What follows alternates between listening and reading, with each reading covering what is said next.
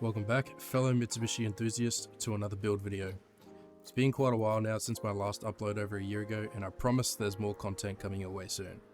I'll dive into those details later in the video, but for now, this is Starion Build Log Episode 1, Fuel Pump and Hub Runout.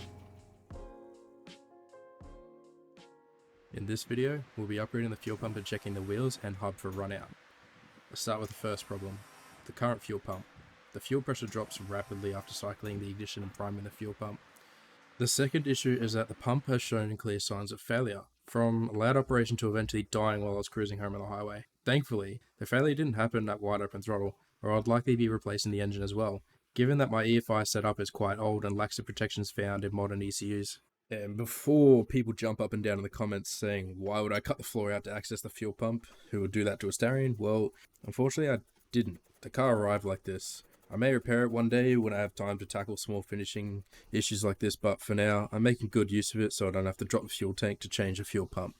The fuel pump in question is a deatschwerks DW350IL, standing for 350 litre per hour in line. It lacks a check valve, which is why you see my fuel pressure drop off when cycling the ignition. The other issue with this pump is it's designed to be gravity fed or have another fuel pump feeding into it. It's not designed to be what I now understand a lift pump, which is what older cars like the Starion use. Using any old generic inline fuel pump won't work. Before I had the deatschwerks, I was using a Bosch 044, which was a staple go-to back in the day for some fast street cars. I felt like that pump was struggling and making quite a noise too. This is when I did my research and found out that not all inline pumps can be used as a lift pump. I wanted to show how I modified the fuel pickup with an 8am fitting. Simply, I wanted to eliminate the rubber feed hose that feeds from the pickup into the pump. I did this modification 5 or so years ago, and at that time, Mitsubishi discontinued production of this hose, but now it's become readily available again through the likes of MKS Motorsport, which is great. The AM fitting I purchased was a weld-on fitting, and welding it would have put a lot of heat into the pickup, causing it to warp.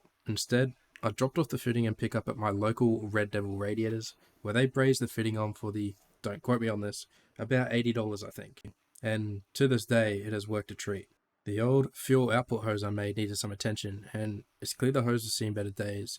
The hose is unbranded push lock that I purchased a while back. It never saw the use of E85 or any alcohol-based fuels. So its failure comes down to just being poor quality. This is the pump I'm upgrading to, a Warbro GCL627. Shout out to Longbridge Performance here in Queensland for keeping a wide range of performance parts ready to go on hand. In the box, you're going to find the usual instructions along with some universal mounting options, some terminals, and last, some inlet and outlet fittings. As for the check valve, it's built into the pump for convenience. Along with the pump, I ordered all matching push lock hose and fittings from Aeroflow, which is their 500 series for fuel and oil. It has a working pressure of up to 20 bar, and is constructed from an outside layer of chlorinated polyethylene with nylon reinforced hose inside. It's suitable for leaded, unleaded, ethanol or methanol, oils, low pressure brake lines, etc. You get the point. It's made for the task. The GCL627 is capable of flowing 360 litres per hour at 3 bar, pulling just 12 amps. Sufficient enough for boosted engines running 1 to 2 bar of boost and up to 456 horsepower or 324 kilowatts on E85 respectively. The outlet fitting supplied is high-grade stainless steel with a crush washer, which was nice to see. I didn't bother filming the fuel pump being reinstalled as it's pretty straightforward. Since my modified fuel pickup is 8AN and the fuel pump inlet is 10AN, I utilised a stepped adapter. I know the fittings are not matching colours, my local shop only had blue in stock at the time, and besides, it's hidden away behind the access panel. I try not to get caught up in the small things like this, because at the end of the day, what's most important is having a running car to go enjoy and take to events. Once the fuel pump was reinstalled, the homemade access cover was fitted, hiding away the mismatched fitting colours. Cycling the ignition, the fuel pressure remained steady at 45 to 50 psi now. This was the result I was after, along with shortening the pump priming time and helping with hot starts.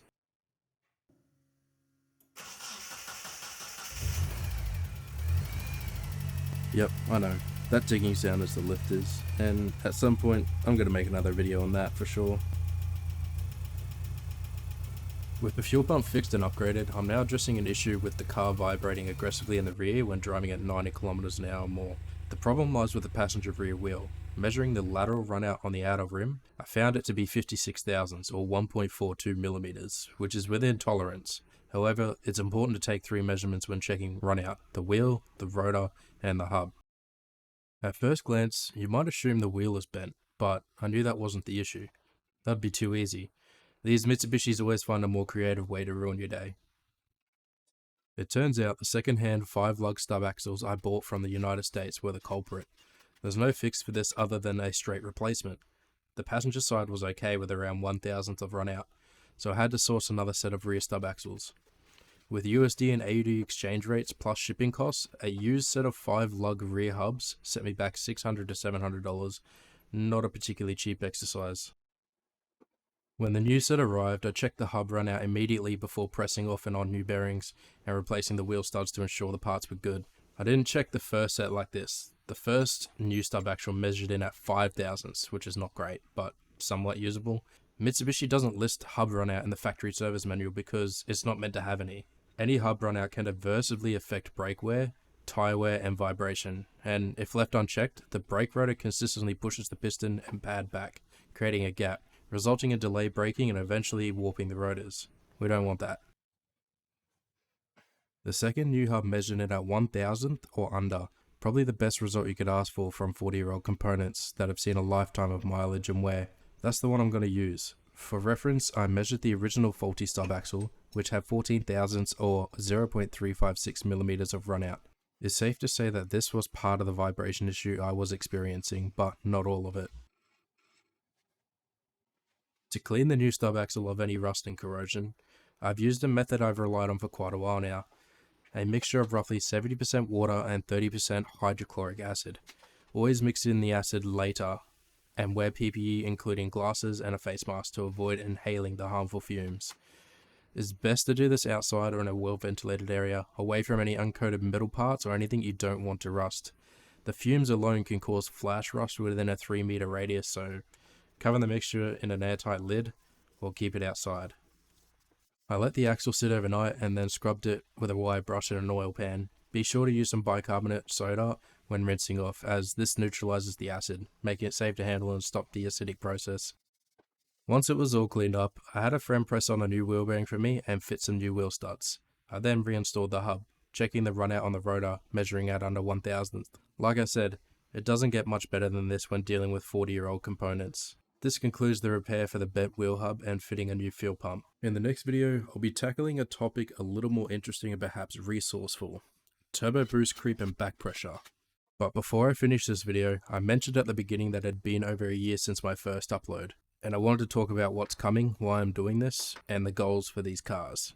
Yes, cars, as in plural. If at least one person finds value in these videos, regardless if it's for a Starion or not, my purpose in creating this channel is fulfilled. My aim is to deliver resourceful information and show how I tackle tasks and build cars. I don't claim to be an expert, and undoubtedly I will get things wrong from time to time, and that's fine.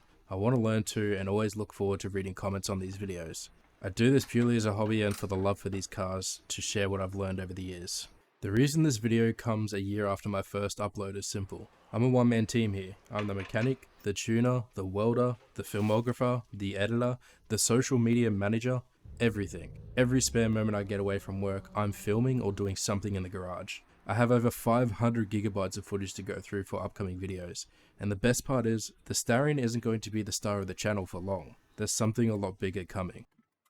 My friends and family have known about this project for quite some time now, and it has since inherited the nickname, the 10-Year Project.